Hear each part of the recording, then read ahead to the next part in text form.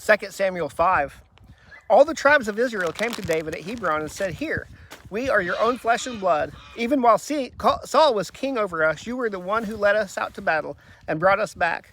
The Lord also said to you, you will shepherd my people Israel, and you will rule over Israel." So all the elders of Israel came to the king at Hebron. King David made a covenant with them at Hebron in the Lord's presence, and they anointed David king over Israel. David was 30 years old when he began his reign. He reigned 40 years. In Hebron, he reigned over Judah 7 years and 6 months, and in Jerusalem, he reigned 33 years over all Israel and Judah. The king and his men marched to Jerusalem against the Jebusites who inhabited the land. The Jebusites had said to David, "You will never get in here. Even the blind and lame can repel you," thinking David can't get in here. Yet David did capture the stronghold of Zion, that is the city of David. He said that day, "Whoever attacks the Jebusites must go through the water shaft to reach the lame and the blind who are despised by David."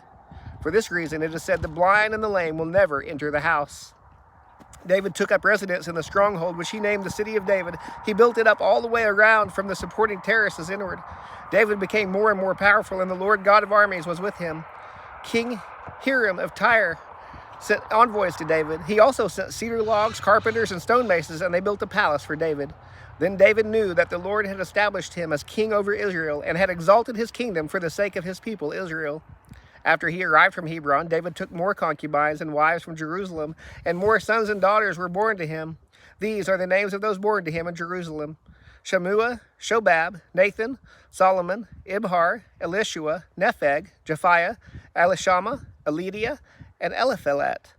When the Philistines heard that David had been anointed king over Israel, they all went in search of David. But he heard about it and went down to the stronghold. So the Philistines came and spread out in the valley of Rephaim. Then David inquired of the Lord, "Should I attack the Philistines? Will you hand them over to me?" The Lord replied to David, "Attack, for I will certainly hand the Philistines over to you."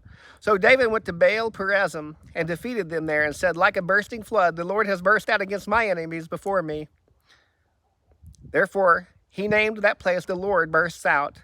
The Philistines abandoned their idols there, and David and his men carried them off. The Philistines came up again and spread out in the valley of Rephaim. So David inquired of the Lord, and he answered, "Do not attack directly, but circle around behind them and come at them opposite the balsam trees. When you hear the sound of marching in the tops of the balsam trees, act decisively, for then the Lord will have gone out ahead of you to strike down the army of the Philistines." So David did exactly as the Lord commanded him, and he struck down the Philistines all the way from Geba to Gezer.